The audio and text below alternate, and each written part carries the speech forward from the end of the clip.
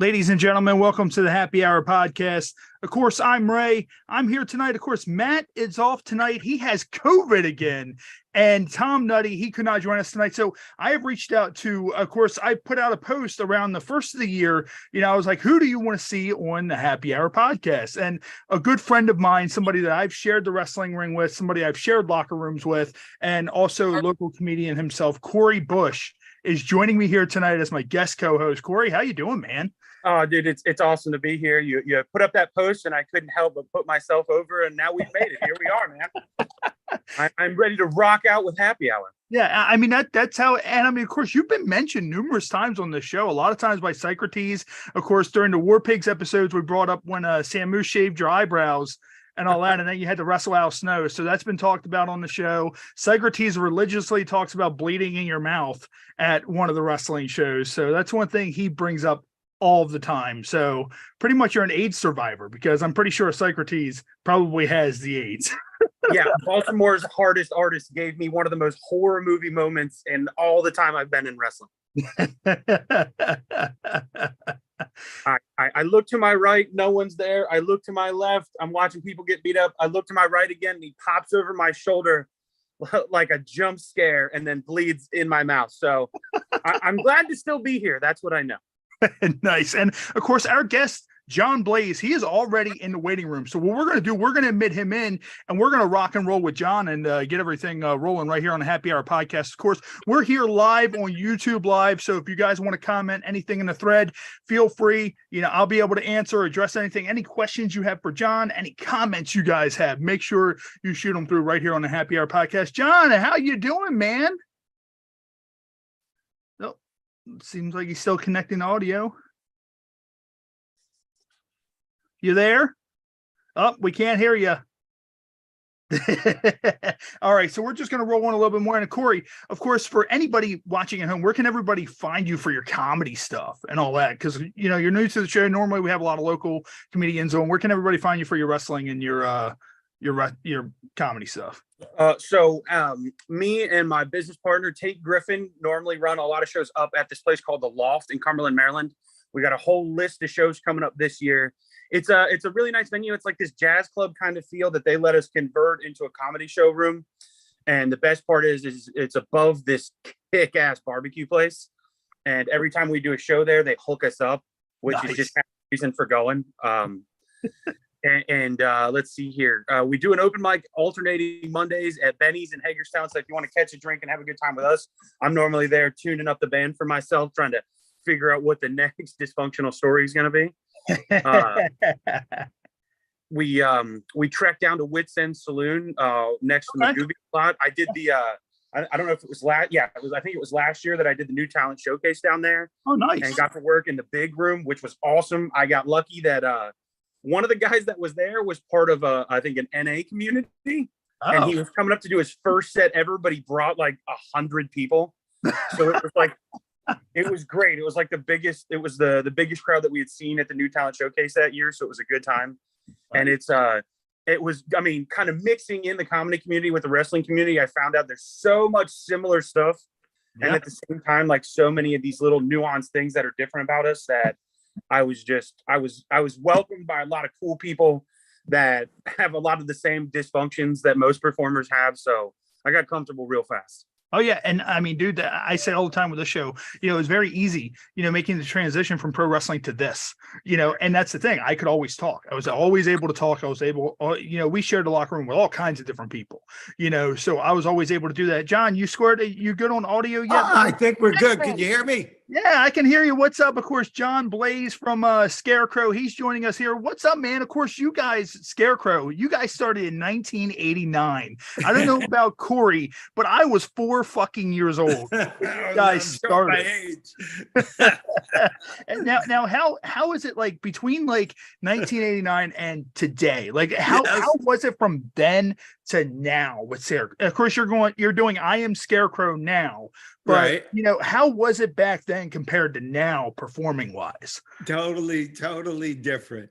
First of all, you got a great show, and thanks for having me on. I Oh, really no appreciate problem, man. it. No problem. Anytime. It's way cool. Way cool. It's so the music business in general is so different. So back in those days, Scarecrow started, I don't know if you know, we started actually when Twisted Sister was on the breakup part. Oh shit. Nice. So, Nice. so me and Eddie Ojeda, the guitar player, started Scarecrow basically.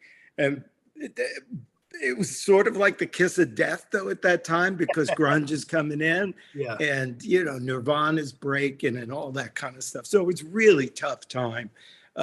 But the difference was too is like you can play a lot of places. There were more places to play, and now it's such like slim picking.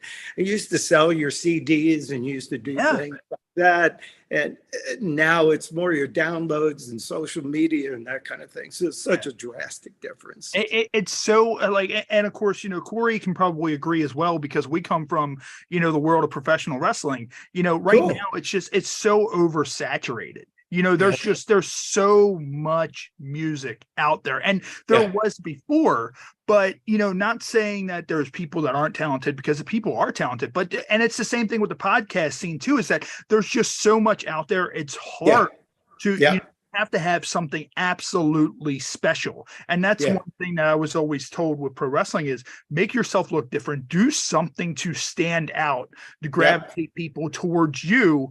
So people are like, hey, look at that guy. Do you guys feel that nowadays, because of course, everything that is old is new again.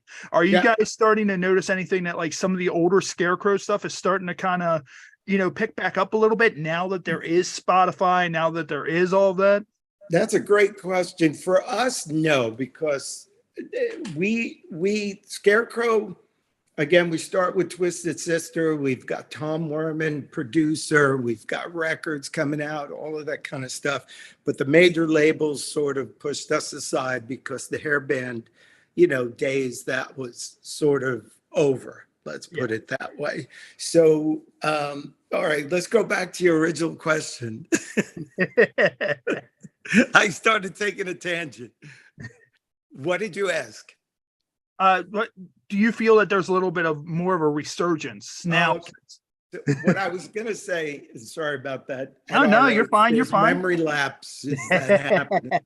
So if Scarecrow had made it to the level of, let's say, Cinderella or one of those bands that we were paralleling ourselves against, then I think would have happened, we'd still have that fan base and we'd be able to still go out there and do what Poison does and Motley Crue and that. But since Scarecrow was just coming up and didn't break over that mark, we don't have that same kind of thing. So we're not seeing the old people really coming back because we didn't peak out, as much as we really should have. Well, I mean, it's also cool now because today, like, for example, like stuff like this, like stuff like this show and, various other things, doing appearances still, it kind of, people would just kind of be like, oh man, like, some of our viewers, listeners, they'll be like, oh, hey, they might not have ever heard of Scarecrow before. Now it'll be the kind of thing, boom, Google, search it up, find it, and listen to it. Now, when you guys were playing, what do you, and this is actually two questions in one, what do you think is your favorite place to play when you were playing? And what do you think was the wildest place that you've ever played? There was a club, our favorite place to play was called the Mad Hatter of Stony Brook on Long Island. Okay. And the capacity, it was a nightclub. So we all started together. And its capacity was probably about 500 people. And we would do between 800 and 900 people. So, right there. Seems about right. You talk about a favorite place, that would go down as one of the favorite places to have played, with the lines out the door and that whole sort of scenario and stuff like that. That was really cool. Yeah. Worst things was probably playing a theater called the Calderon at the time here in New York as an opening act. Okay. And you know what it's like when people don't want to see the opening act? Yeah. Yes. So we're out there in our Scarecrow outfits and doing our thing. And the band, we're paired with Alvin Lee, which was a total different mismatch. So Yeah. people are like walking in. And I remember, if I could say this, people are still filing in. So we're playing, we're doing our thing. And we remember seeing a guy like in the third or fourth row giving us the finger, like, because they want us to get off, right? But we had, and I'm not going to mention their name, but we sort of had these motorcycle gang guys following us who are our friends. Nice. I'll never forget. Guy comes, he's backstage with me, he walks off, he smacks the guy in the head. The next few songs, you see him in the third row. So maybe that could have been a best and a worst at the same time. Yeah. Now, friends to have in those moments. oh yeah, Yeah. without question. Who's there with us? Cory is there? Yeah, that's me, bro. How you doing? Hey, good, man. You're a wrestler too. Yeah. I think my 19 year anniversary will be in May. Yeah. Really? Yeah, Cory fortunately is still an active worker. I still, every so often if something pops up, I'll do it. But for the most part, I'm retired. I've moved on to, doing stuff like this. But this Cory's first episode on the Happy Hour podcast. He's filling in for my two other co-hosts. One has COVID, one has a comedy show. So that's cool. Nice to meet both of you guys. Nice to meet you too, Cory. I just got to tell you, I love the wrestling world. I mean, yeah. So I think I might have told you we started Twisted Sisters, Scarecrow, me and Eddie Ojeda, but me and Dee Snider are friends forever and ever. And I used to go to his house every year when he lived in New York. For New Year's Eve, and Mick Foley was always there. Oh, nice. So we would always have great conversation, and I produce television shows also, and so that's sort of my thing. And we just had Brimstone on. Do you know the guy, a wrestler named Brimstone? I have heard of Brimstone before. We just had him on. I mean, I love that world because to me, that's like rock and roll. And when you say show business and stuff, and I go back, remember sitting on the couch with my grandmother watching, Crusher Verdue and Chief Jay Strongbow and Bruno Sammartino, and my grandmother's an Italian going, she's yelling at the TV. Yeah, so I love wrestling. Was she the type that would put a small dagger in the side of Freddie Blassie's leg if he pissed her off too much? Yeah, she was awesome. She was a great person. She was a supporter. She would make all my stage outfits and things. Oh, nice. Like that. So she was a cool person. It was a cool time. And now, of course, you said with being the opening act, and I mean, and that's probably a complete different thing. Speaking of the two comparisons with wrestling and music, sometimes the opening act, you don't want to be that for music, but with pro wrestling, that's kind of an important role. And Cory, you can vouch too. When you go to a wrestling show, you may not be in the main event, but if you're the first match, that means you're going out there, you need to get that crowd going. So that's one of the most important, if not the most important spot on the show, because if those fans aren't going by time, the more important matches get going, I'm not saying your match might not be one of the more important ones, but you need to get everybody going because that's the first thing they're seeing on that show. So it's crazy how the comparisons work with, music, wrestling, all that, all the kind of shows or entertainment, man, that first person that's going out there, that energy that has to be created, somebody's got to do it. And maybe sometimes in different events, you have a host that'll go up there, kind of break the ice, warm things up. But even that is kind of limited in its capacity. It's the first people who are going out there saying, I'm match one, I'm act one. I'm the first sentence coming out that's going to start or stop the energy in this room. That's cool. That role is so important. But at the same time can be a lot of fun because you're the first one that gets to feel it when it starts working. I mean, it's always nice to come out to a hot crowd or to come out to a hot moment, but the ability to walk out there in a room that is just crickets and change that atmosphere and change their mind. Yep. It's a powerful feeling, like to create right there on the spot, knowing you're starting a memory someone's going to keep. Oh yeah. I think that's awesome. You know what, the only thing I think is different a little bit from music to the wrestling is that we're out there doing original songs too, right? So we're like cutting ourselves open and bleeding. You know what I mean? And like you might be talking about the love of your life and stuff like that, and somebody is standing there deadpan. You know what I mean? Yeah. And there's like a different, sometimes emotional attachment if you're the writer of the music that's up there. But there is, I agree with Cory, there's nothing better than seeing this in the crowd at the beginning and then seeing this at the end. You know, that's really rewarding. It's challenging and hard.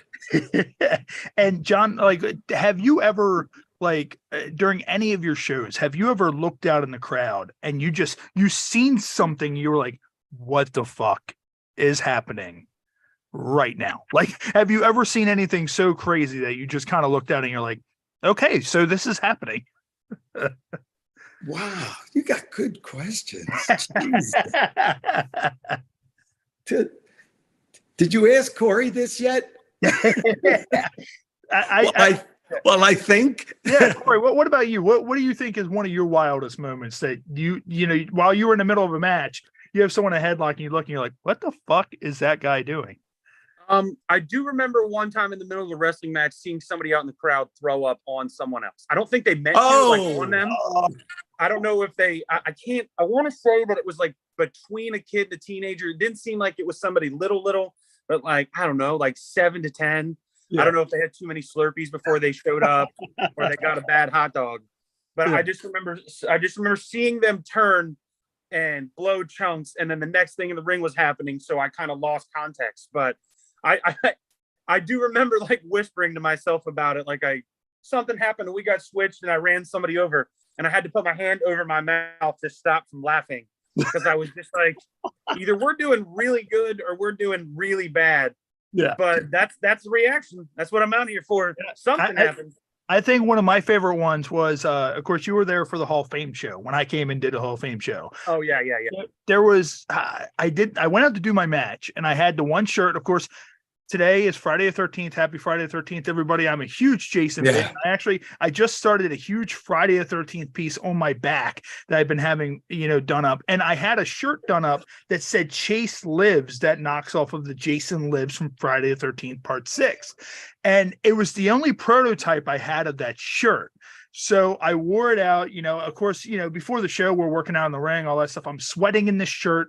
I pour water over my head before I go out to the ring, take the shirt off. And I guess when I threw it out of the ring, somebody reached through the guardrail and they grabbed it.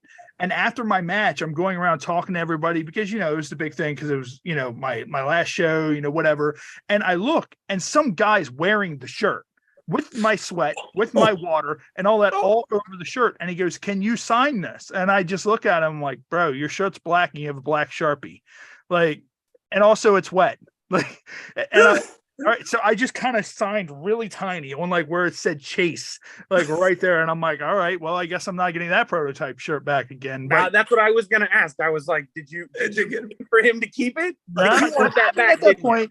Yeah, at that point, it's like a souvenir, you know, that like kind of like a foul ball at a baseball game. Like, you know, it is what it is. Like, so John, what about you? What do you think is like one of the like crazier moments you've seen going on with the crowd? Okay, so I think I have a good one for you. So I was pretty notorious for forgetting the lyrics to my own songs, and I would be writing them, and you know, but I would forget the lyrics. So I do remember people coming and knowing, like who are following the band and know what songs that I typically forget the lyrics. And they actually brought, you know, the big oak tag pieces of paper and wrote the words to my own songs and held them up in the audience to basically for me to read so I didn't make a mistake.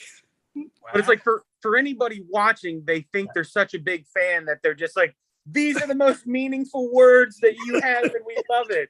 No, but you're like, they've seen too many shows and they know what's going on. Yeah, no, they were doing it more out of love, and sometimes, you know, towards the end of the night, we would have a few drinks too. So they did it more, I think, for those reasons as well. They're like, we know we're hanging out with the band tonight. Yeah. And John, of course, your last name's Blaze. So, of course, what we do is, of course, our show is a little bit different. Eileen may have, told you how different we are from most other shows you'll do. We also do funny news articles as well. So, last name is Blaze. I found one that associates itself with a blaze. So, the first one is, let's see, what is it? It is... Arsonists set themselves on fire while trying to attack a business. And it says a video has emerged of two suspect arsonists in California setting themselves on fire during an attack on a business, with one yelling "ah" while trying to escape the scene. The incident happened early Monday morning at the Servicio de Inmigración in Bakersfield, and the company provides immigration and naturalization services. Footage taken from the Ring security camera begins with two unidentified masked individuals approaching the business and dousing it with gasoline. One of the individuals then leans over and ignites the gasoline, but once doing so, the sudden and rapid inferno appears to catch both on fire by surprise. Oh, Jesus, they have a photo of this too. And it says, one of the individuals is heard screaming before running off into the night to appears to be what their lower back and buttocks on fire. So here, let's so I'm gonna hit this and then boom and hit that. So that's actually, they have like a series of photos. So just imagine that, like you're going with like a vengeance and you're trying to prove a point, and then you end up setting yourself and your buddy on fire.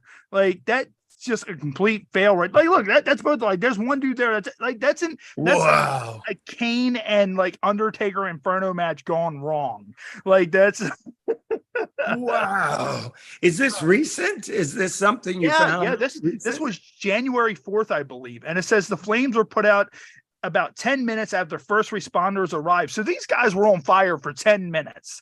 So I mean, I guess that just, you want to go to an immigration service and try to, fuck with people by setting it on fire. Meanwhile, you set yourselves on fire. So, oh man, that's insane. I love that it's specifically that he set his ass on fire. It's one thing if you set your arm on fire and they have that picture of you trying to like wave it out. Just wave. Somehow burn your own ass. Like that's about your all-time bonehead plays.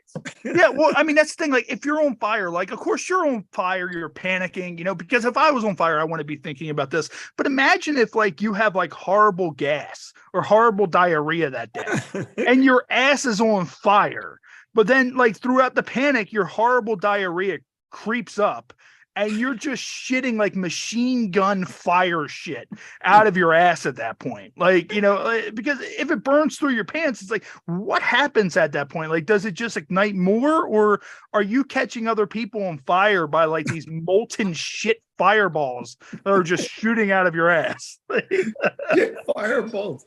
Speaking of, we used to light our farts. Did you guys used to do that? We used to do that all the time. I did it once when I was a little bit young. My one friend used to he used to take his socks, and you know how you get those little fuzz balls on your socks? Yeah. He used to take a lighter and he would light his socks to where all of those will like burn off. And then one time he actually did it and the sock caught on fire very quickly and he had to like put it out. What is it? Yeah. No, our friends used to light their farts until one of them, there was so much gas, it started burning the guy's leg and igniting his jeans on fire. So, he almost blew up his taint. And have you guys ever like worked with fire or fireworks or anything like that at any of your shows? Yeah. So back in the early days, they used to call them flash pods. I don't know if you remember that. So I'm going back a little ways. We had no money, obviously. So you had to make your own flash bombs, and we called them flash pods. And basically it was a little box like this big, and we'd go out and buy gunpowder, and we'd put the gunpowder in, and then there was a wire that ran through the gunpowder with two alligator clips. Oh, shit. And our sound man would just press a button. It would send current through the wire and blow the bomb up until Nice. one guy thought it was an ashtray and put a cigarette out it when you were allowed to still smoke in the club. Yeah. He didn't get hurt, but it was pretty startling. He So- reached across the whole stage to find our bud, thought it was an And ashtray. then it just fucking exploded. And exploded. Nice. That's my dealings with flash pods It's and like, so gunpowder and could fire. you take one of those, like, let's say, like we talked earlier, how, like, at the beginning of the show, fans are just kind of like, well, so you could line one of those near one of those people. If, like, they're stone faced during your concert, be like, all right, well, this is going to wake you up. Oh, shit. Like, I love it. Talk about a mind changer. yeah. and it's funny, like John, and of course, it's funny because John Blaze, like, when you look at, I was looking up stuff, John Blaze, I was looking up stuff on you guys, and I kept on pulling up Johnny Blaze, the Ghost Rider on there. And I was like, have you guys, like, have you ever, with your name being John Blaze, have you ever done anything, relating to Johnny Blaze from Ghost Rider? Because that would be kind of like a cool theme thing to do. Of course, don't light your head on fire. That would not be good. But kind of dressing up like Johnny Blaze or whatever with, like, some sort of, like, maybe, like, LED thing during a show or whatever, that would be pretty fucking cool. That's actually a cool idea. You're not trademarking that, are you? Can I use that? No, it's yours. I give it to you for free. That is yours. My present. Wasn't the guy from the Human Torch from Fantastic Four? Wasn't his name something Blaze too? I think I don't know. Like, see, it's weird because it's like you have Human Torch, which I thought was Johnny Blaze, and then when you look up Johnny Blaze, you see the fucking Ghost Rider, and I'm like, I'm confused. I don't know if this is some sort of weird, like, Mandela effect where one time Human Torch was Johnny Blaze and now in this universe he is not, and it is the Ghost Rider. And it's like, I have no idea. I dig that, though. I like that idea. Not to get sort of too serious, but the name Blaze, going back to my grandmother, remember, with the wrestling, because she was kind of an important part. So I was in a cover band called Swift Kick before we started the original band. We would have to do 3 1-hour sets a night, right? This is back in the day. I went over, she was doing a costume fitting for me, and my throat was really sore. And she said, John, I'll say a prayer to Saint Blaze for you. And I said, Saint Blaze, who's that? So in the Catholic religion, Saint Blaze is the guardian of the throat. Okay. So basically that's from that day on, I called myself John Blaze. Okay. And the Catholics, if you can go to church, they put these 2 candles on your neck and they do the blessing of the throat and they say the prayer to Saint Blaze. I would be scared to death with 2 candles on my neck. They're not lit. So I didn't want to get too serious, but the Blaze Bridge was actually BLASE, but I put the Z in to be a little bit more flamboyant. Nice. And now, John, with everything you've done, like, is there anything, and you don't have to name names, like, is there any like bands that you played with that, like, once you guys were done, you were like, absolutely the fuck not, we're never playing with those guys ever again? Wow. A difficult one was early on with the Ramones, believe it or not. Really? They were still around.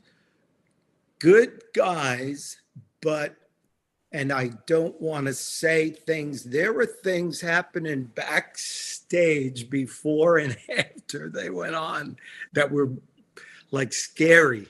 Like artificially assimilating like polar bears or something like that? Like scary like that? Like indulging in things that no one should ever do. Yeah.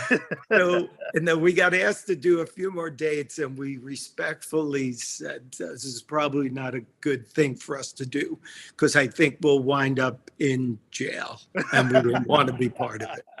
So I'm going to leave it at that. But lovely, great guys. Yeah, that's great. And and of course, like back in those days, like things were wild. Like it was like the Wild West. And it was the same thing with, pro wrestling and all that stuff. Like back in those, look at Jake the Snake Roberts. Of course, I've had the honor of sharing the ring with Jake. Jake's been on this podcast. And it's like the Wild West, like guys like him, all these guys used to do whatever. Road Warrior Hawk, he used to be, he would go down to the ring. SummerSlam 92, he didn't know where the hell he was, and he burned himself on his motorcycle riding down to the ring because of how fucked up he was. Like, it's just completely crazy. Now, when you shared, I didn't mean to interrupt, but when you say you shared, was it tag team, or were you actually against each other or partners, or? It was a tag match. It was me and my partner versus Jake and another guy. And actually, like what happened is at that point, that's when Jake was still having a lot of issues before he discovered DDP, and DDP helped him with a lot of the stuff.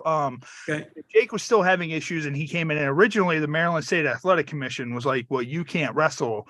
So, surprisingly, the promoter actually was like, well, screw it. We've already advertised him, whatever, paid the fine, and Jake went out. So he was only able to do a few things, which were his 3 punches, the short arm clothesline, and the DDT, which I took all of them. And the first punch punched me right in the mouth, and my lip exploded.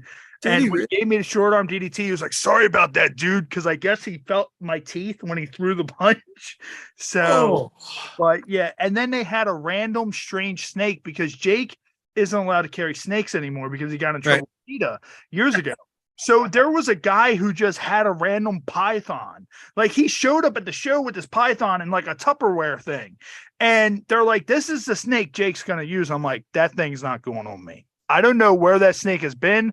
I don't know that snake. Jake hasn't worked with it professionally. And thank God they were running the gimmick of I was allergic to snakes. We were in the back talking our match out, and I heard Jake go, I'm going to put the snake down their pants. And I heard him say that because we were always told, always sit next to the vet and listen. So I'm glad I did that, because I heard that and I was like, good to know. So as soon as he pulled the snake out, I like started, oh my God, my skin. Snake touched me. Smart. Going up the entranceway, and I look back, and my partner, who was the promoter of the company, I look back and I see his eyes get big because Jake's shoving that random snake down his pants. And I'm just kind of like, well, all right. Glad I bailed when I had a chance to. I do not like snakes. Yeah. Man, your experience was a lot different than mine. You had to take all the stuff and avoid the snake. I just talked too much trash to him while he was sitting at a gimmick table, and a match that I had, pretty much the guy was dead to rights. And then here comes somebody tapping on my shoulder, and it's Jake planting me on my face with a DDT. Wow. And I did, though, in a previous show before that, when he came around that show, I think it was also before he had met DDP, or they had gotten together, and nobody was around him all night, but I happened to be standing kind of near the door that they were going to go out to go to the ring, and he was supposed to go on as the main event. He's like, I'm going out first. Like, and so the boss is just nuts about it. But I told the guys I was sitting next to, I was like, I'm going to ask Jake like one question. And so he walks by and he's telling him, he's basically telling his partner what he's going to do to the other guys and what he's not going to do. Right. And I was like, Jake, I got one question for you. And he's like, hurry up, fucko, because I'm only answering one. And I was just like, how much of a bitch was it to get those snakes through customs all the time? And like you said earlier, it's like so much of a bitch that I'm not allowed to do it anymore, idiot. Don't interrupt me again. I'm pretty sure he had a promo about how good cocaine tastes right after that. That's fucking great. And John, do you still have a while to hang out? Normally we go probably about like hour and a half, sometimes like that. Yeah, whatever you guys say. It's great conversation. Engaging. Awesome. You guys are really nice. Thank you. What we're gonna do real quick is we run a couple of ads here on the show. So what I'm gonna do is I'm gonna go ahead. I'm gonna get ready to do that. We're gonna play a little bit of ads from some of our friends. And we'll be right back, and we're going to start our game segment once we come back. So, of course, we're right here on YouTube Live. This is the Happy Hour podcast. We're live with John Blaze and special guest co-host Cory Bush, and we will be back here live in 1 second on YouTube Live. Happy Hour podcast. Hey, you fans, thanks for allowing me to be part of your show the last hour, and everybody enjoy the holidays. Hello, my name is Bubba Almany. I am a bodyguard who has been in the security industry for over a decade. My team and I offer a variety of security services that cover all aspects of security operations. We have secured some of the highest profile clients and largest events in the world. Should your situation require armed protection, we have the ability to carry in all 50 states and U.S. territories. Not only do we have the latest security equipment, we also have world-class training. We look forward to assisting all of your security needs by bringing you the finest and most dedicated security personnel available. From the Office of the President of the United States to local county and state dignitaries, my tactical dignitary protection officers are the tip of the spear in this extremely competitive industry. Let my highly trained staff protect the asset today. We can be contacted via the email and number below. Thank you. In a world full of hunger and thirst, one restaurant will attempt to satisfy these cravings forever. Meet our hero, the cheeseburger, and his salty partner, crab dip tater tots. Together, with local craft beer, they take the fight to hunger. With a special appearance by Cupcake Milkshake, they... Vagabond Sandwich Company. Better making food than making commercials.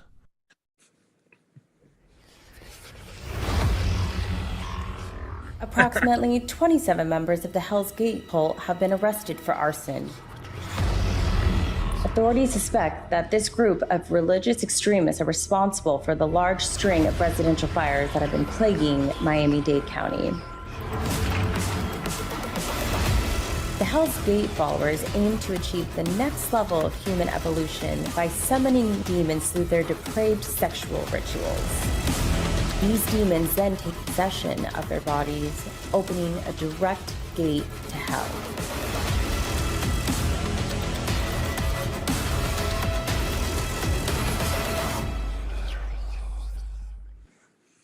Hello, my name is Spencer Bradley, and I am on the Happy Hour podcast. Ladies and gentlemen, welcome back to the Happy Hour podcast. Of course, we're here on YouTube Live. Of course, big shout out to Team Skeet, Bubba Almany, and Vagabond Sandwich Company. Of course, we were nominated just recently for the 2023 AVNs for Best Adult Podcast. So, that was a huge, thing for us. We appreciate that, everybody who voted for us, and, just being nominated in general, for being, favorite adult podcast. So what we're going to do is we're going to get into our game segment called Ode to Humanity. So what we do, and Cory, I'm not sure, if you know of our games or if you've seen any of our games through any of the stuff you might have seen, but we play like a slew of games. So you're kind of new to this too. So you and John can probably actually kind of work together. Oh, good. Awesome. The first game that we have is called Incoherent. So what I'm going to do is I'm going to show a series of cards up on the screen that are going to be in drunken lingo. And then what you need to do is try to figure out what that card says. This game's actually so popular on the show that last year we did our first ever HH Pod Rumble, which was like a Royal Rumble where we brought back 30 former guests in elimination style. And if they couldn't answer the card, they were eliminated. And our good friend Johnny Goodluck ended up winning, and we sent him an HH Pod Championship belt, which he is super proud of. And nice. So actually the HH Pod Rumble will be back again this June. We have not locked in a date yet. That should be coming probably within the next week or two. So make sure you look out for that. So what I'm going to do, I'm going to go ahead and I'm coming for that title. And we'll probably have Cory Bush, of course, all of our regulars, guests who we've had since then who have done an absolute phenomenal job with these games. With this game, it's like you'll either do really, really well or you're gonna bomb really, really bad. That's the way it works. So did you play this with Taylor Love? Yes, we did. We sure did. I thought that episode was great. I'm going to tap out like Taylor.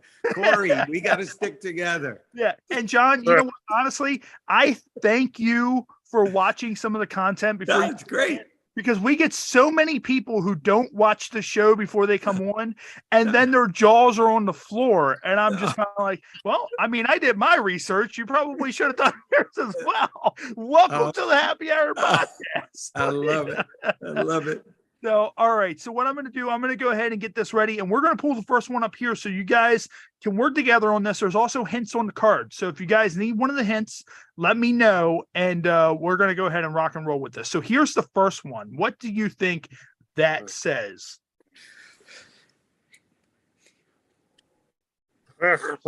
Emoji. Best thing to do is try to use a Southern accent, but also say it fast, because sometimes you'll say it without realizing that you're saying it. Emoji. Emoji's the end. The second part is emoji. Nice. One of the hints is not a vegetable. Friends emoji. Eggplant emoji. Yes, it is Nice. eggplant emoji. Good stuff. Good Nice. stuff. All right. So here's the next one. What do you think that says? Popping bottles. Yes. All right. Yes. What did he say? What was that one? Popping bottles. I'm trying to. Cory Bush is definitely going to come to the HH Pod Rumble and do very, very well. What do you He said think? he was going to do it. Yeah. What do you think this last one is? Oh, Sneaky Link? No. Trying to read it in a drunk voice. One of the hints is that you're here for support. Link. What you are forced to do after your two best friends finally start dating. What are you forced to do after your two best friends do what? The tweet link. What you are forced to do after your two best friends finally start dating. Your two best friends start. Thoughtful link. See, what's funny is, Cory, you just said it without saying it. Thorpe link. He did. Yeah. He said Thorpe link. This is so hard. Are you guys going to tap out? Thought link. No, I'll never quit. All right, so pretty much I'll do another hint, which is a lot easier. So if all three of us were to go out, but one of us was a couple and you weren't, what would that be? Third wheel? Yes, third wheeling. It is third. Wow. Oh, wow. I wouldn't have got that. Okay. I told you some of them are super hard, but some Wow. of them are Those boom, are just super like hard. that. Oh, third wheeling. Oh, shit. Okay. I got it. So what we're going to do now is we're going to get into never have I ever. So pretty much what I do is I draw 3 random cards out of the deck. So if you've done it, you can raise your hand. Of course, if I have a drink, I'll drink a drink. If you want to give an explanation, if you've done it, you can. If not, that's fine, because some people don't want to have certain things out there. But the first randomly drawn card was never have I ever dressed slutty in a Halloween costume. So I'm going to drink from that because I dress slutty every single day of my life. I'm definitely in on that one too, because last year I was a beer, and I can't think of a sluttier thing to be because everybody enjoys one.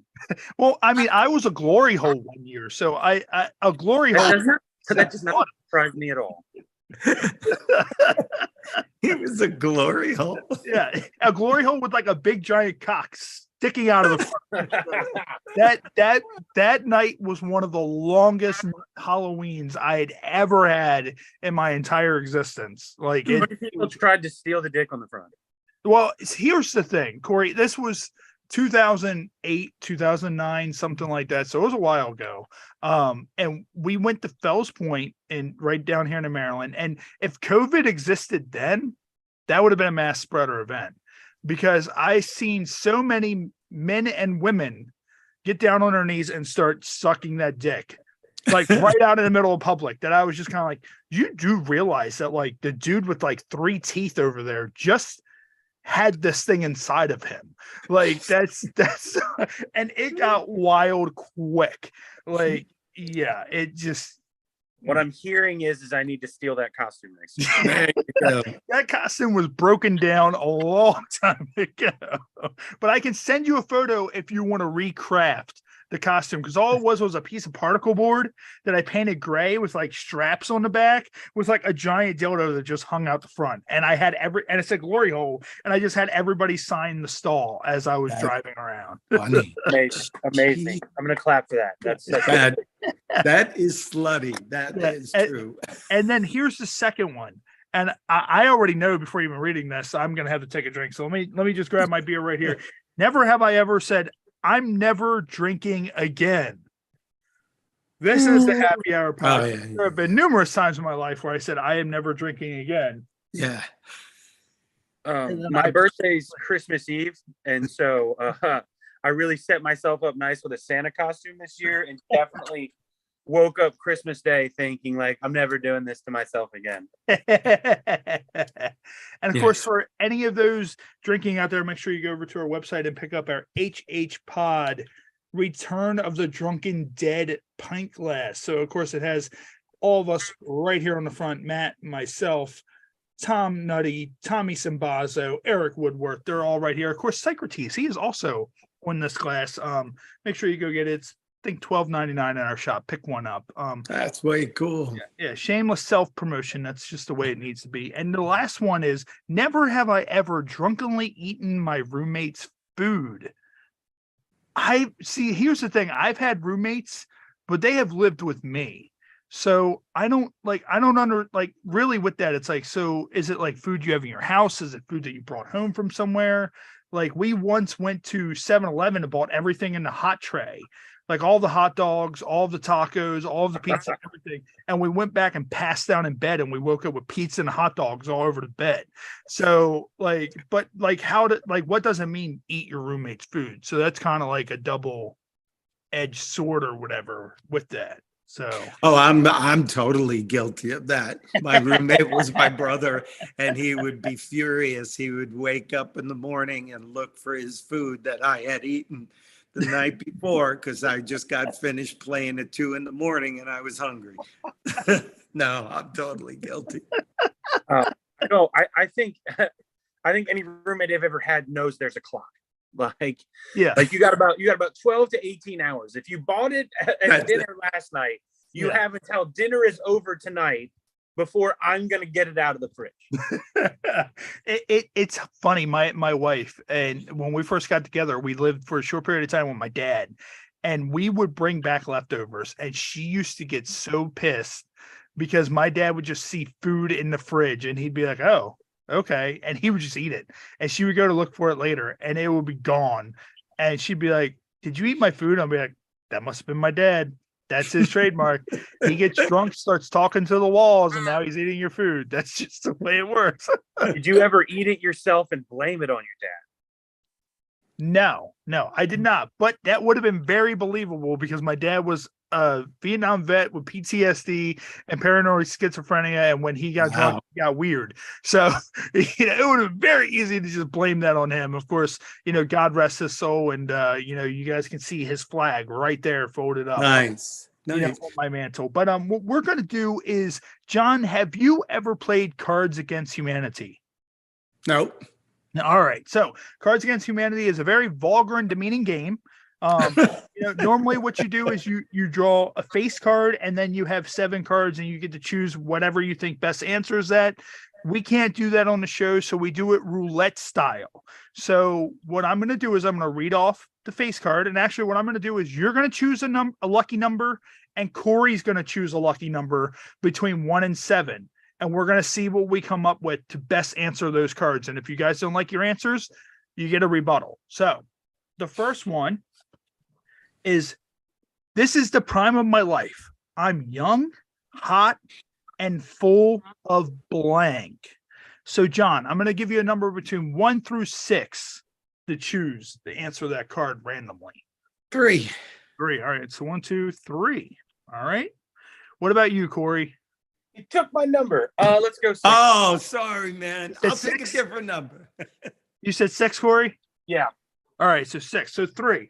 So the first one, so John's answer is This is the prime of my life. I'm young, hot, and full of syphilitic insanity. Ooh. And then Cory's is, this is the prime of my life. I'm young, hot, and full of Domino's Oreos dessert pizza. So are both of you guys satisfied with those answers, or do you want to rebuttal and choose a different answer? I like mine. All right. I'm happy. I just feel like they should skip all the extra and just take it right to diabetes. All right. So John's gonna hang with his. What about you, Cory? Are you good with Domino's dessert pizza? I'm gonna roll the dice again. I'm gonna say number 5 this time. Number Ooh. 5. All right. So actually, here, let's do it this way. Now we have 4. So 1 through 4. 3. 3. All right. So 3. All right. Oh, 3 it is. So this is the prime of my life. I'm young, hot, and full of 8 ounces of sweet Mexican black tar heroin. Perfect. So that is your card. That is my new weight loss program right there. Now the other 3 will be recycled into next week. So here's round 2. Round 2. that's cool, Gabe. She's up all night for good fun. I'm up all night for blank. John, what number? 1 through 6. 1. 1. All right. So 1. What about you, Cory? 3. 3. All right. So she's up all night for good fun. I'm up all night for having tuna sandwiches with my favorite hunkies.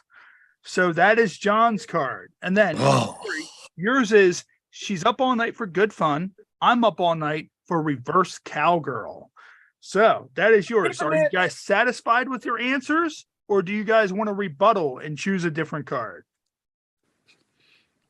All right. So I'm guessing John wants to rebuttal. Cory, are you going to hold or are you going to roll the dice? My question is context wise, am I doing the reverse cowgirl or am I guessing? Or are you taking the reverse counter? You can either do it way however you want. Because either way, I'm keeping the card. All right. All right. So John, what number do you want 1 through 4? Let's go the opposite side. 4. 4. All right. She's up all night for good fun. I'm up all night for my ex-wife. And then the 3 non-draw will go into the pot for next week. So that is our the humanity segment. And what I've been meaning to do, and we meant to get into it last week, actually, with our guest Taylor Love, but I forgot because this show just goes off the rails, and that's how the show works out. But we have a new segment called How Did We Get Here? So pretty much I'm going to show a photo of an awful, terrible work accident, and we're going to discuss how did we get here. So Okay. So the first one, let me go ahead and find it on here, and I will get it pulled up on the screen. So there's that. And then I'm going to go ahead and share it on here and for us to see. And we're going to figure out how we got here. So here is the first one. The first, why did that pop back up? So there's that. Oh, geez. That right there. So there we go. So that is the first one. So as you can see, this dude, he's wearing his sunglasses. He has a piece of a saw in the side of his face. So how do you think we got here? So John, how do you think this fine gentleman ended up with part of a saw blade in the side of his face? My wife should not have used my power tools. So Cory, what do you think? How do you think this guy ended up with part of this saw in his face? We're gonna name him Dave, and I feel like Dave got here because he was enjoying 8 ounces of sweet Mexican black tar heroin while trying. There you go. Call back. Mine, I feel like it's one of those things where they were on a job site. And now, since his name's Dave, since Cory named him Dave, Dave was like, hey, guys, watch this. And he just starts turning the saw. And I'm not sure if it's a saw or a sander blade. It's one of the two, but he starts. Looks like a grinder blade. Yeah, like he starts turning this grinder on random things like, hey, check this out. I'm going to hit the car with it. Hey, check this out. I'm going to hit this thing with it. And the one thing that he chose just ended up being the downfall of him. Like, I can't like Wow. imagine like seeing that. Like, of course, we like you have the Oculus now, so everything's in like virtual reality. Like, Yeah. they should create a game where like accidents like that happen to you in virtual reality. Like, I would totally, if I had a fucking grinder in virtual reality, I would just use that bitch nonstop because it's not going to really kill me, but it would be horrifying. Watch that fly through my face in virtual reality. I thought it was a CD at first because of Yeah. the curve, but then I saw the fibers off. And I was going to say somebody didn't like my music or something. He's like, I love Scarecrow, but I make bad choices. Keep this record. Get out of the house. Well, what it is, of course, John is wearing a New York City shirt. So, of course, if anybody's been to New York, you've had inspiring musicians hand you their albums, force the album into your hand, and then ask you for money for it. I've had that happen. John, I don't know if you've had that happen. Cory, I don't know if you've had that happen, but I've had it happen the 3 times I've been to New York. And I was like, oh, I don't want your... So I feel like that when you don't give them the money, if it was a CD, they just frisbee that fucker at you at that. And then it just ends up in your fucking face, just like that. That's too funny. Yeah. Now, John, with everything, like what do you think? You know, as long as you guys been around, is there any song or anything like that that you think is your favorite to play live? Yeah, it's a song that we did on one of our albums called "The Heart Is a Lonely Hunter." Okay. Which is one of my favorite songs. And on that record, it was one of the ones that we did. It's a studio record or a studio recording, but we did it live like one time straight through. So in other words, I was singing, the guys were all playing. We were in the studio, but we liked the way that it sounded from top to bottom. That we kept the whole thing. You know, that was it. We just did one overdub of a guitar solo going back. So that was a cool song. Nice. And of course, we're on YouTube Live, and we have a couple of comments in the live stream. Of course, our good buddy Jason, you know, he joins us every single week, you know, right here on the Happy Hour podcast. He said he's never drinking again, but right now he's currently drinking.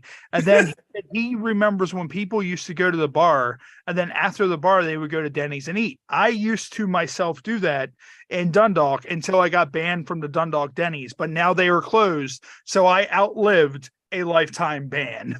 Nice. How did you get banned from a Denny's? Okay, so what happened was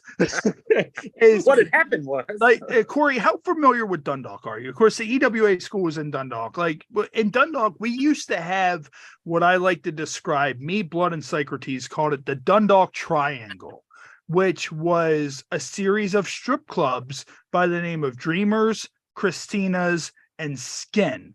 And they were on North Point Boulevard, and when you would drive to them, it would go this way, and you would hit one, and then Dreamers was tucked back, and then in order to get back to the other one, you would go this way, and it would make a triangle. And we used to go, we are lost in the Dundalk Triangle. So a lot of it would involve us going to said clubs, getting drunk beyond human imagination. Like there was a time we went to Denny's, and my friend, they did Jello wrestling there. And he jumped into Jello. So he's completely covered from head to toe in Jello. And we go to Denny's, and we're throwing like, you know, ketchup packets and like Splenda packets at him to see if we can get them to stick to him.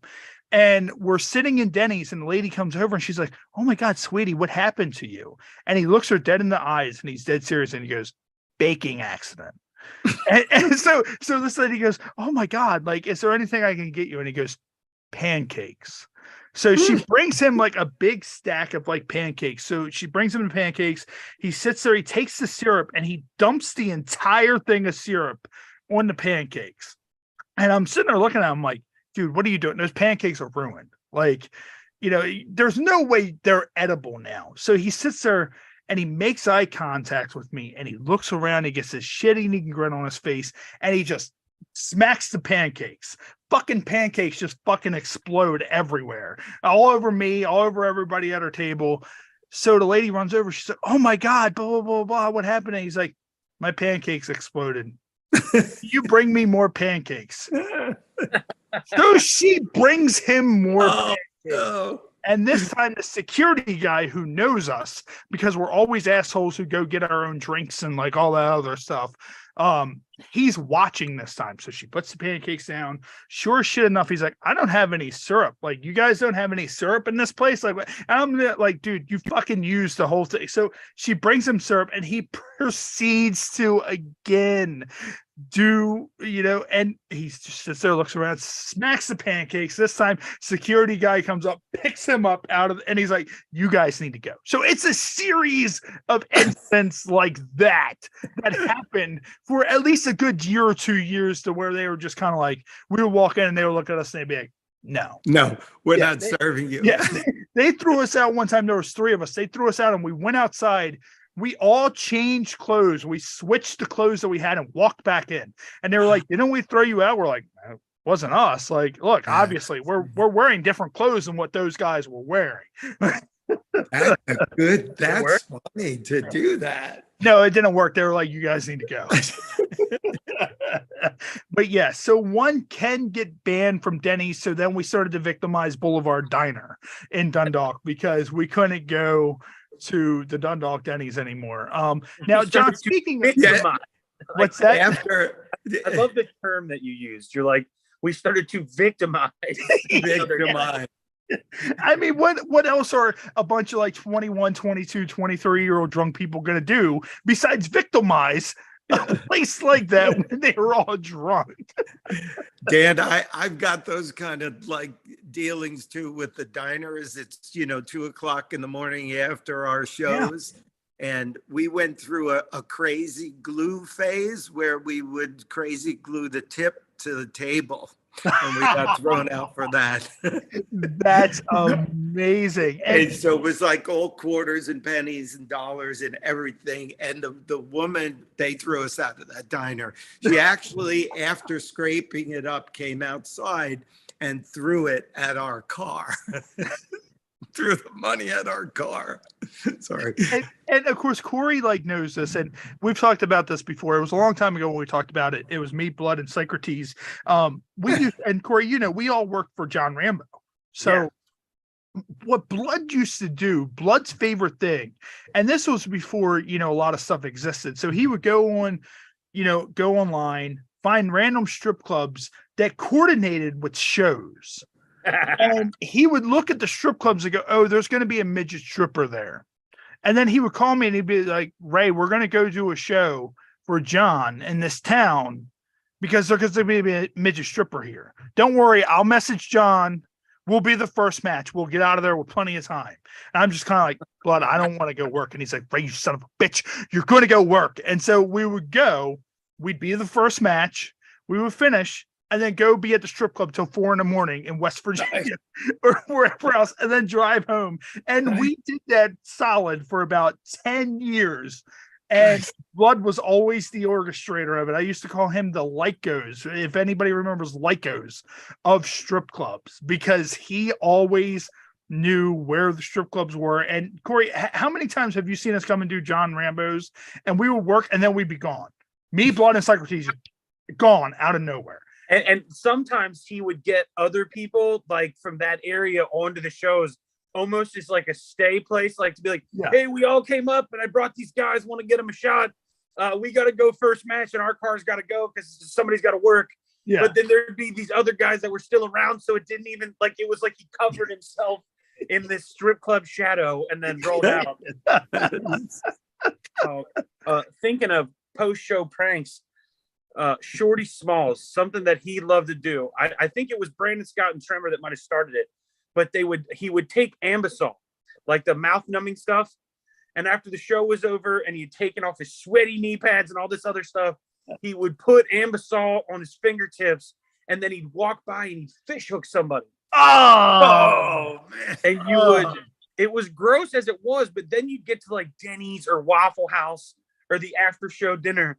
And this poor guy is just trying to eat pancakes and drink sweet tea, and he's drooling out the side of his mouth while the waitress is looking at him, and he can't control it. So it was your mouth tasted like asshole, and when you tried to replace that taste with anything else, you'd be drooling out of the side of your face. And Cory, I couldn't remember. Have you ever been out Yes. with us after like one of those shows? I don't know. I don't think I ever went to the strip club with you guys. I do remember Socrates several times talking about an eventual challenge for the drinking championship of the world. Yes, yes, that was Socrates' thing. But what would happen is, what would be adventurous is, Blood and Socrates were hardcore wrestlers. Yeah. So they would go to John's, they would do stuff with barbed wire or whatever, all that shit. There were so many fucking times that we would leave John's place and Blood would still have his furry pants on or his gear. He wouldn't get out of his wrestling gear. So we would go to like Sheets and get like, a sub or something like that. And Blood would walk in with fucking drying blood on his head with his furry pants on, with his fucking red camouflage fucking singlet on.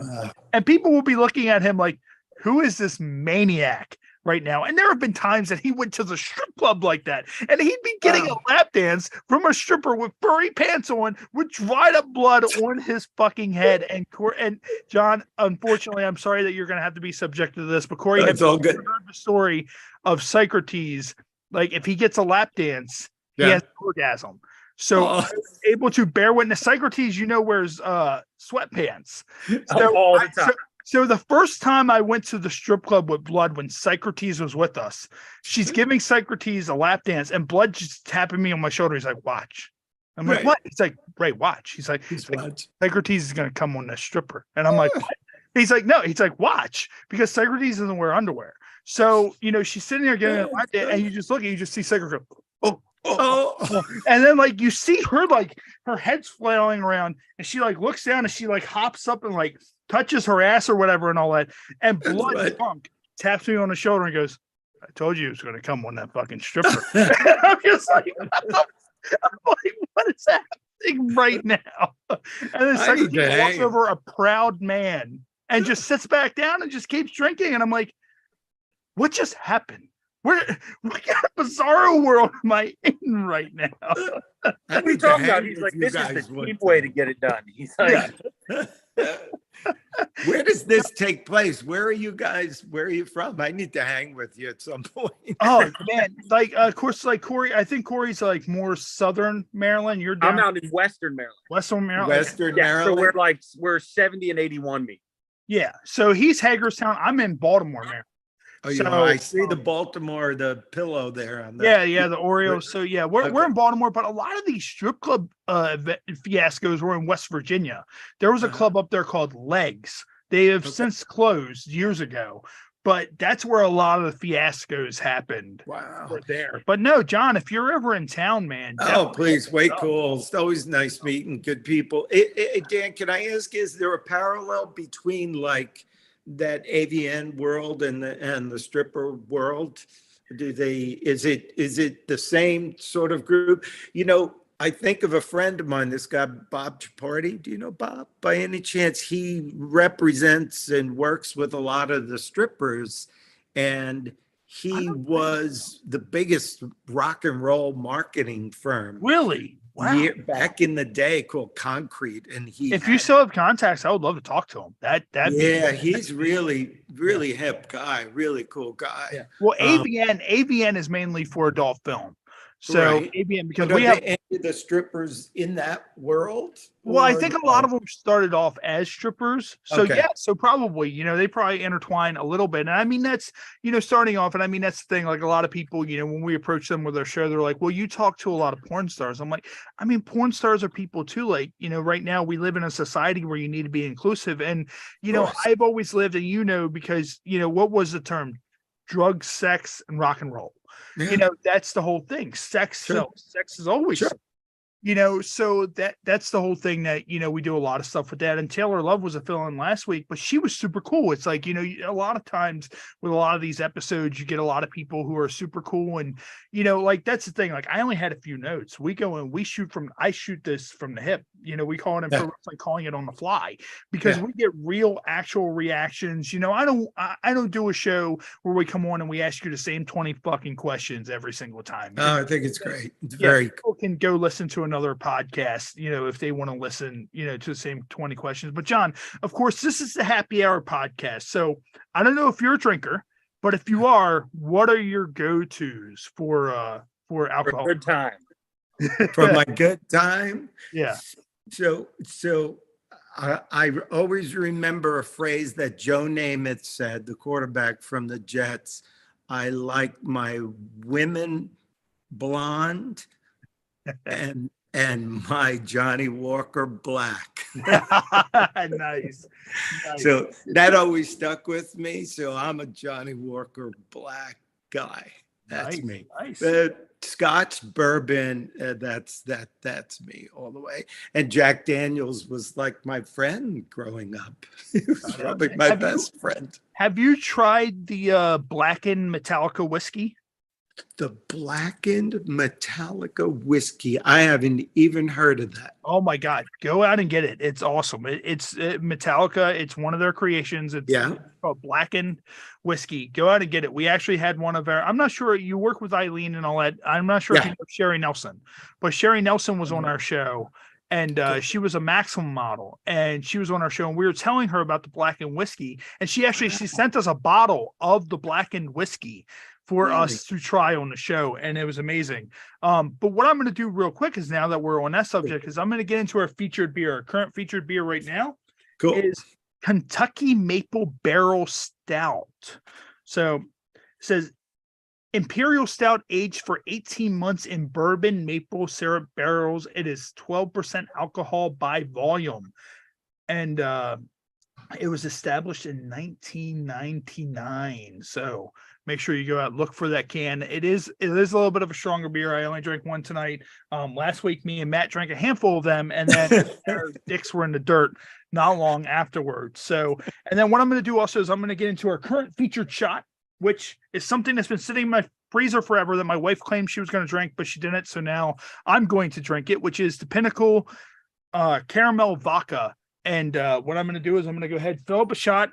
Our age-old tradition here is to fill up the shot glasses over the laptop and pray for the absolute best. We have done that since episode 1, and thankfully we have not spilled anything onto the laptop, but we have come close. So I'm going to go ahead and do that, and then I'm going to cheers you guys, and then we're going to get into a couple more fun things. So here we go. Cheers. And cheers, buddy. Salute. Down she goes. So, one of your commercials that you ran before there was a funny phrase, we're better at making food than we are in commercials. That was great. Great line. Yeah. Oh man. Since he brought that up again, actually, because EWA started running in Bel Air, I was searching up something to eat on the way to the show there, and that place was a few blocks away from the Armory. And I went there. And I'm putting them over big, dude. Vagabond. I walked in there. They gave me, it kills me that I can't remember the name of it now, because I've been trying to remember it ever since I saw the ad. But it had 3 types of pork on it, I think. I know what you're talking about. I got that. When we went out there for the local feature, I got that. It was like this big, and it had like cheese and like all that shit on it too, and bacon. Wow. And I'm normally big on my sauces, like big special dipping sauce kind of thing, but it had like this butter sauce on it. And normally I'm like, okay, that's like a mayonnaise to me. Like there still needs to be another addition on top of that. But that place really blew me away for something I just kind of found by accident that was near where I was going. Yeah. And I walked out of that place like, I normally got to order 2, sometimes 3 of something to get through. And I know if I'm not a lot that day. And for just a regular tray walking out of there, like I'm all about it. Like that place is awesome. Oh man. And speaking of sauces, I got to go out and of course, shout out Number 6 with cheese. They sent us out, they're trying to get their product out. Number 6 with cheese, Sixer sauce. So they sent us out a couple of bottles of these this week, and this shit is amazing. I'm not sure if you guys like hot sauce or not, but this is the regular hot sauce, and this is the hot sauce. So this one right here, the black one, says this perfect all-purpose hot sauce didn't exist, so Number 6 with cheese teamed up with the #1 culinary name and created their own. A blend of red jalapeno mustard, ketchup, and honey made to complement burgers, fries, pizza, chicken, tacos, and so much more. Grab your phone, wallet, keys, and Sixer sauce, and then hit the drive-through. And it says created by award-winning chef Maiko Rolecchio, chefmike.com. So, and then this one is In 2019, we created an all-purpose milder hot sauce that everyone could enjoy across the culinary spectrum, and you guys loved it. But now we're ramping up the heat. This hotter Sixer sauce with more ghost peppers than ever, alongside those irresistible flavors of red jalapeno, mustard, ketchup, and honey. Keep a bottle of this next to your original and you're golden. So guys, I've tried both of these. This one is great. And actually, I'm not a big fan of super like hot, like ghost pepper hot sauce, but I tried this one earlier and it was gold. Like it gives you that like really hot after kick, but I actually surprisingly kind of like the hot. Cool. A little bit better than the original. So anybody out there, make sure, give them a shout out, go pick up their stuff. It's amazing. Thank you. It's really a cool name too. Where do you think the name comes from? Like, I have no idea. Like that's pretty cool. Yeah, I know the guys that created it, they're foodies. Like when you go to their Facebook pages and all that, like they went around, they did all kinds of different pizza challenges. And I remember I commented on one of their things and I was like, come to Baltimore. Baltimore has all kinds of great pizza. Pizza John's, Squire's, Lido's, like just Baltimore is a hub for good pizza. So, I was like, come and do that. And they created that sauce. So, shout out to those guys. It's truly amazing. Good stuff all the way around. And John, like with as long as you've been playing, what's coming up for you? Of course, you're doing I Am Scarecrow. Tell everybody about I Am Scarecrow. So all the songs so I'm a huge like Kiss and Alice Cooper guy. That's the world that I sort of come from, the visuals and all of that world. And the early days of Scarecrow, all my songs would have imagery to it in the lyrics, whether I'm hanging from the rafters or I'm dismembering somebody with my Scarecrow character. That's actually pretty fucking awesome. It's actually, it's like, I don't really talk to Scarecrow. He's over there.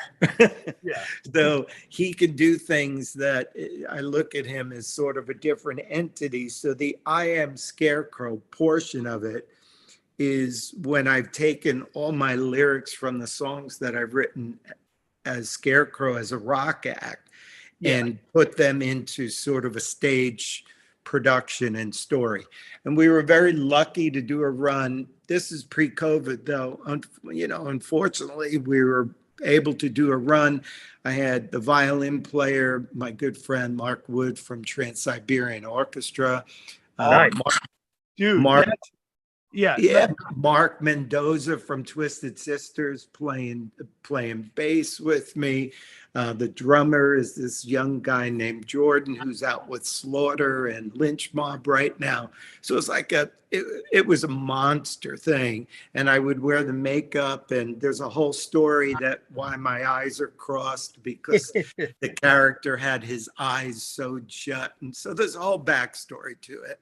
Yeah. And again, it was really cool. We had a run of a bunch of dates and things off Broadway and stuff in New York.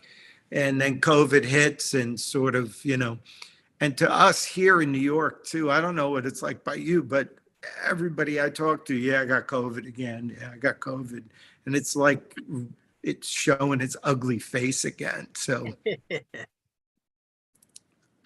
So really right now, from a live perspective, we're just trying to wait till this next wave passes and get back to it and stuff. Yeah. So like you brought up Trans-Siberian Orchestra. Sure. We went to see them like probably, I think it was 2 or 3 years ago. Yeah. My wife's aunt and uncle got us all tickets to go see them for Christmas. Yeah. And we went to see their Christmas stuff in December. And dude, I'm telling you, hand to my dad's grave, it was one of the top 3 rock shows I have ever been to in my life. The only ones that I seen that were better than that were Foo Fighters and Metallica. But going to see those guys live, that was, if anybody out there has never seen the Trans-Siberian Orchestra, if they hear you, go see them. They are fucking awesome for non-lyrical music. Yeah, it was absolutely amazing. No, it's brilliant. Brilliant. That started years ago with the band Sabotage. Do you remember a band called Sabotage? Yes. The producer, this guy Paul O'Neill, it was really an incarnation.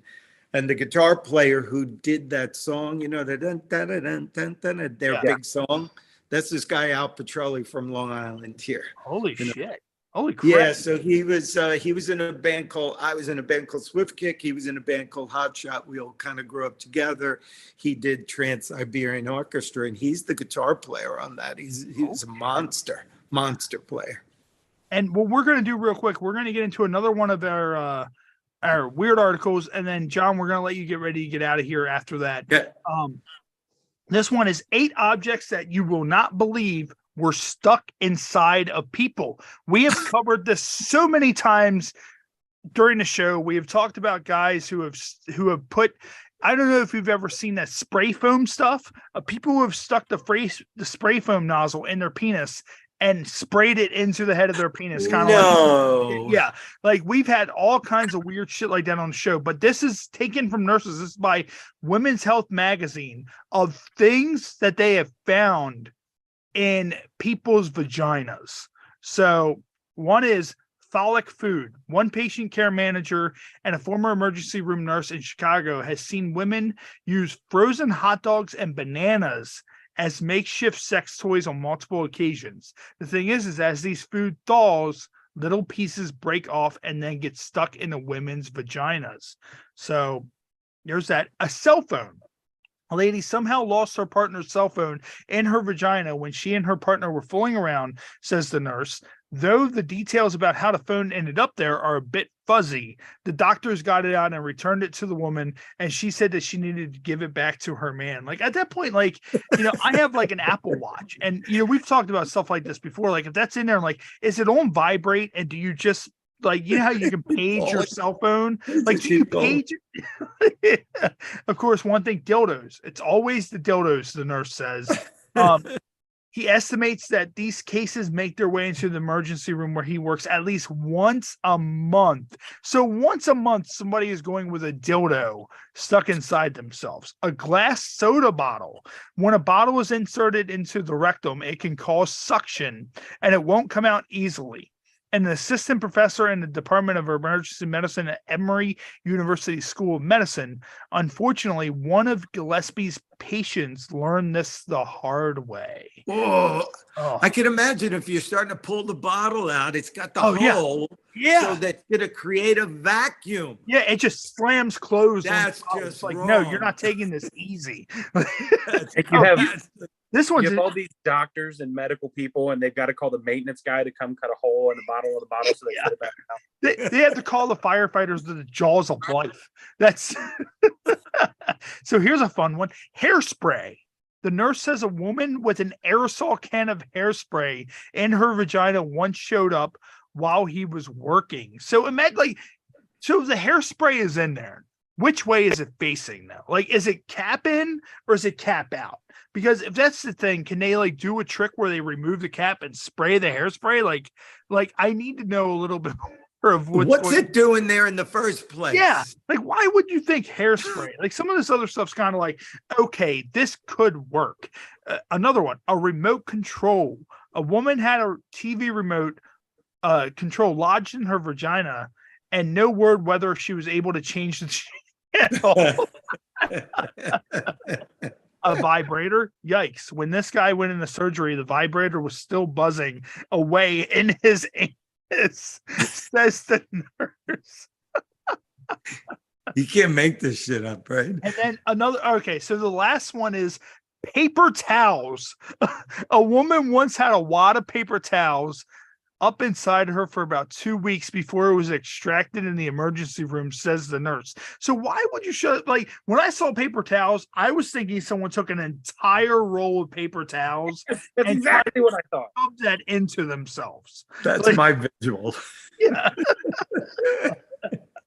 Oh man. So John, we're nearing time, man. Awesome. You know, thank you. It is awesome for you joining us right here on our train wreck of a podcast. Oh, love it. It's great. Really great. Appreciate it. Where can everybody find you if they want to find I Am Scarecrow or just, any of your stuff, or if anybody out there just wants to stalk you in general? It's all good. So probably the best thing is your basic Instagram, which is just John Blaze Scarecrow. You could find me there.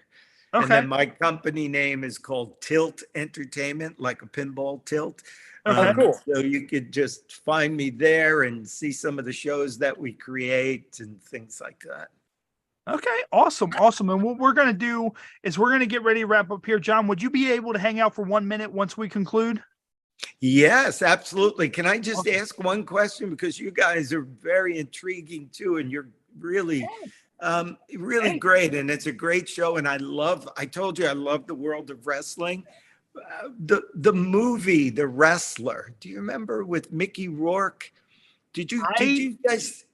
I remember that movie mainly because I had a part in that movie. So I do really. Yes, I had a part in that movie. It never made the final cut. Okay.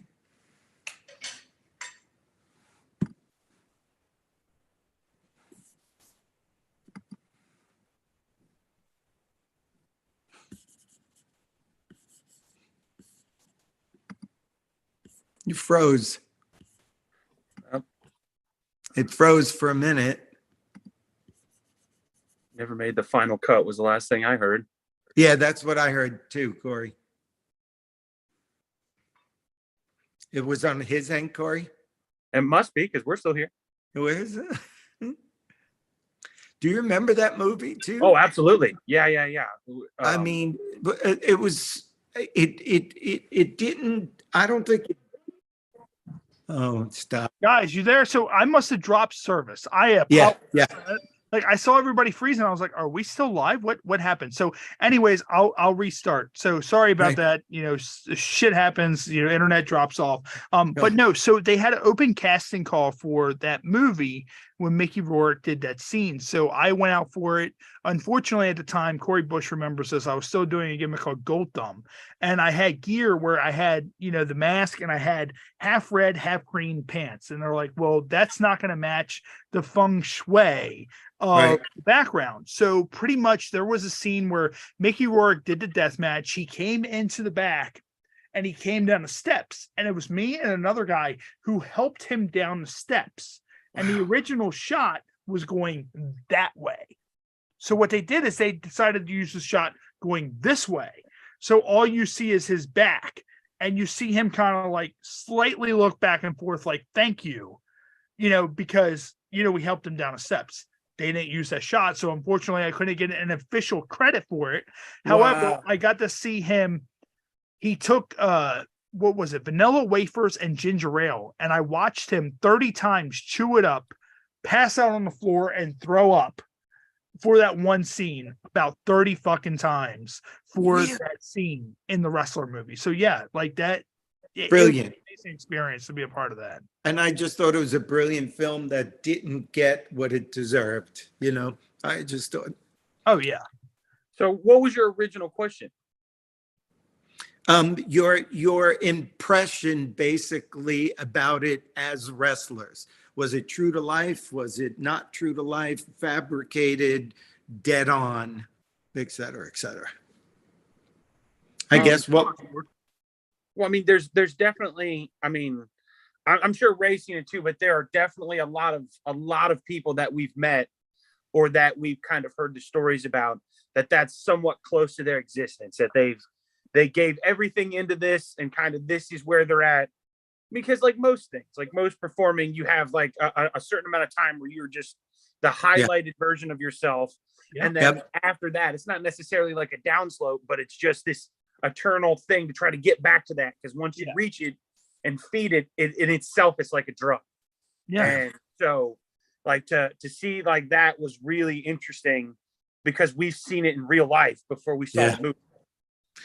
That's why I wanted to ask you, because I'm sure you guys have seen it and lived part of it and understanding, and I respect that. I just wanted you to know. We appreciate that highly. I mean, man, like honestly, like it's the kind of thing like with the Wrestler movie, like there's been like that scene in the movie when they were like walking through the store, like looking at weapons and shit. Like I've done that. I have actually physically done that. Like, hey, let's go to the store and buy things to use in a hardcore match, or hey, let's do this, let's do that. Like, like what we touched on earlier, we're going to the strip club. He went to the strip club to meet up with Marissa Tomei after shows. Like, that's, it was like, I cannot remember the director's name off the top of my head, but he did an amazing job with the wrestler. Mickey Rourke did an amazing job. Just cool. He's absolutely right. And it's weird about that strip club connection, because my very first show was in May of 2005, maybe June. But we had a couple of shows at the school that I was at. But the first like road show where people bought tickets and it was like a bigger event was at a strip club. Like, and I was 17. My parents had to sign on to my like wrestling school contract so I could even start training. And it was such a giddy moment for me, because I was in a battle royal, but I was allowed to be in that inside of the club. So I had already made it through the door. Yeah. So once the show was over and we tore the ring down, a bunch of the other training guys that were like older than me were like, get in the line in the middle of us. And we're going to go from this side that the show was on to that side that the club is still operating. And because you've already made it inside, nobody's going to bother you about transferring over. And they're not going to know like how old you are. Was that Legs where that was at? Yes, it was. Yes, I knew that because you said this side where the show was. That's the first time I ever went there. I didn't know there were two sides. Well, there wasn't normally. They made that partition just for it was those mirrors. The fucking lights go off and smoke and all that. And then the mirrors fucking move. And then you see all these women on the other side and you're like, this is God. Wow. I would have loved to have seen that. It does run in circles like that, because it's also like, I mean, like most performance things are on Friday, Saturday night, like weekend stuff. Yeah. And so to see Mickey Rourke in that movie have to go back and kind of apologize to his kid, because he's like, I didn't see you because I was always traveling, or when the major events, like most people, work and school and life happens during the weekdays. So all those big events or things that you have to go to happen on the weekends. But if you got a show or you're living that life, you're not going to be there. Yeah. Because the second you get off that hamster wheel, your slot drops, or your attraction drops, or the bass drops. So they really did an encompassing thing to be like, how do we portray so many different people's lives in this one guy? And then at the end where he decides, like, talking to May, like, I can't get hurt in here. Yeah. I can get hurt out there. But in here, it's the best version of me. And I think anybody who's ever been in a ring or on a stage or lived that life of like, that's where I was meant to be, and I don't ever want it to end. Yeah. So it's like this never say die attitude of I'll do it until I can, or they won't let me. Yeah. It's a direct parallel to the music business. That's why I bring it up, you know. We go through it the same way as rockers, you know. Same thing. I look at it like this, and Cory kind of touched on it a little bit, and we're starting to run on time, so we're going to go in a little bit. But like Cory brought it up a little bit when he said the word kind of like drugs or whatever. Like I thought about it is that I always looked at pro wrestling as it's like a drug addiction. Like you will literally do anything to go out there and feel that adrenaline rush from those crowds. I do this podcast now. I don't wrestle anymore, but I wake up every single day, every waking moment. I wake up and at least 3 or 4 times a day, I think about being a professional wrestler. That's how I run the show. I run the show completely like pro wrestling. The graphics, the look of the graphics, the look of everything, me calling on the fly. I don't know how to do a podcast. I know how to wrestle. So I took everything I learned from the wrestling business and I put it into a podcast. I'm like, hey, this is what I know, you know, this is who I am. And, you know, Cory, man, thank you for coming in to guest co-host. I know, you know, you've been wanting to, you know, come on, hang out, all that. John, also, man, thank you very, very much. Of course, thank you. We have a couple of things going on. Of course, we're going to be right here live on YouTube Live next week. We're going to be back next week. And our very special guest is going to be Brad Newman. Of course, Brad Newman, adult film star. Of course, a lot of our guests are adult film stars. So make sure you check it out right here on YouTube Live. If this ever stops bouncing around, right here on YouTube Live, Brad Newman will be joining us right here live on Happy Hour Podcast, 7:30 p.m. Eastern, right here on YouTube Live. And then, of course, we will be live at Full Tilt Brewing right here in Baltimore, Maryland, January 21st at 4:00 p.m. We will not be live on YouTube Live. It will be our tapings for Fully Fermented, which is our local feature episode. So we will be out there. We'll be talking to the guys. We'll be getting a full tour of the brewery. And we'll also be talking to you guys. If you guys come out, we'll definitely, be talking to whatever fans will be there or whoever's there live, getting their opinion on the beer and all that fun stuff. And of course, that'll be right here on YouTube Live once it's all done and, edited up and all that good stuff. So what we're going to do, we're going to go ahead and conclude right here on the Happy Hour podcast. And we're John, for Cory, of course, everybody watching at home or listening at home. This has been the Happy Hour podcast, and we will see you guys next week. Awesome. Thanks, Ben. All right. So let me go ahead and end this, and then we will be good to go. Boom, boom, boom, boom. Very cool.